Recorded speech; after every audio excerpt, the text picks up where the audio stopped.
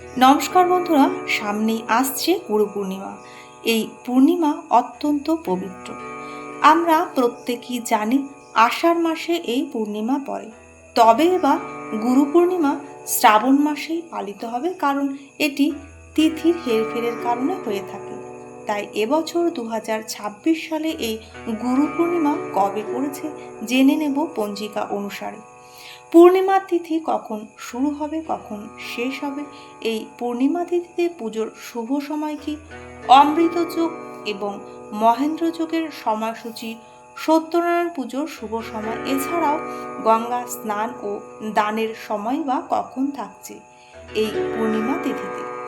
আপনারা বাড়িতে কিভাবে গুরু পূর্ণিমার পুজো করবেন, যাদের গুরু দীক্ষা রয়েছে তারাই বা কীভাবে গুরুকে প্রণাম জানাবেন, এছাড়া এই পূর্ণিমা তিথিতে কি কি খাবেন, কি খাবেন না, কি বিধিনিষেধ রয়েছে, সমস্তটাই জানবো আজকের ভিডিওতে। আজকে এই ভিডিওর মাধ্যমে বিস্তারিত আলোচনা করব। যদি চ্যানেলে নতুন হয়ে থাকেন অবশ্যই সাবস্ক্রাইব করে ভিডিওতে একটি লাইক করবেন, শেষ পর্যন্ত থাকবেন। আশা করি ভিডিওটি আপনাদের ভালো লাগবে। আপনারা যেই গুরুর দীক্ষা নেন না কেন, প্রথম গুরু হলো পিতামাতা। সেই দিন ভোরবেলা ঘুম থেকে উঠে আগে নিজের বাবা মাকে প্রণাম করবেন। তারপর আপনারা যে যার গুরুর দীক্ষা নিয়েছেন সেই গুরুর প্রণাম করবেন। আপনারা অনেকেই আছেন যে আলাদা আলাদা করে গুরুর দীক্ষা নিয়েছেন। কমেন্টে অবশ্যই জানাবেন, আপনাদের গুরুর নাম লিখে অবশ্যই জয় জয়কার করবেন। আমার কমেন্টগুলো পড়তে ভালো লাগবে। এখন আমি মূল কথায় আসি। এই দিনটি বেদব্যাস জয়ন্তী নামেও পরিচিত। এই গুরু পূর্ণিমা ব্যাস পূর্ণিমা নামে পরিচিত। মহাভারতের রচয়িতা মহর্ষি বেদব্যাস এই দিনে জন্মগ্রহণ করেছিলেন। বিশ্বাস করা হয় এই দিনে ভগবান শিব আদি গুরুরূপে সপ্তর্ষিদের যোগ বিজ্ঞানে প্রথম জ্ঞান প্রদান করেছিলেন। এখন জানবো এই গুরু পূর্ণিমা কবে পড়েছে। পূর্ণিমা তিথি শুরু হচ্ছে 11ই শ্রাবণ 28শে জুলাই মঙ্গলবার সন্ধে 6টা 6 মিনিট থেকে। পূর্ণিমা তিথি শেষ হবে 12ই শ্রাবণ 29শে জুলাই 7টা 40 মিনিট। অর্থাৎ উদয় তিথি অনুসারে পূর্ণিমা তিথি পালন করা হবে 12ই শ্রাবণ 29শে জুলাই। পূর্ণিমার পুজো, ব্রত, উপবাস সমস্ত কিছুই এই দিন পালন করা হবে। এই দিনে সত্যনারায়ণ পুজোর শুভ সময় কি থাকছে জানবো।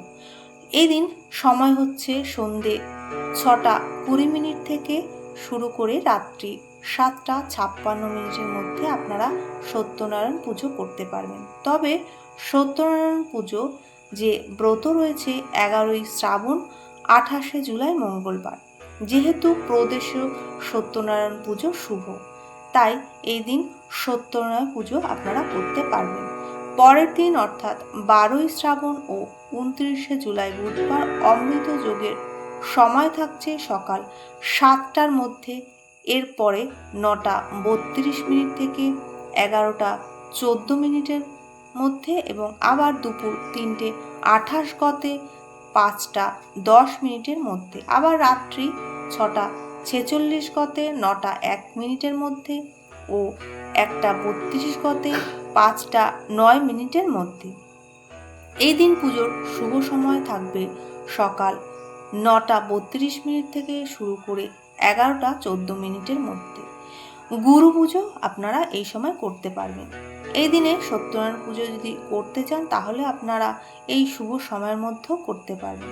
এছাড়া মহেন্দ্র যোগ থাকছে দিবা 1টা 46 মিনিট থেকে 3টে 28 মিনিটের মধ্যে এবং রাত্রি 9টা 1 মিনিট থেকে শুরু করে 10টা 31 মিনিটের মধ্যে। এই যে পূর্ণিমা রয়েছে এটি ভীষণ পবিত্র বলে তাই এই দিন গঙ্গা স্নান অবশ্যই দরকার।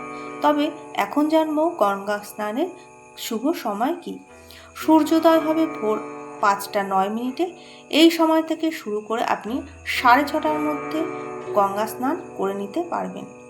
যেহেতু সারাদিন পূর্ণিমা থাকছে তাই রাত্রি 7টা 40 মিনিট থেকে, সেই কারণে আপনারা আপনার সুবিধা মতো আপনার সামর্থ্য মতো দান করতে পারবেন।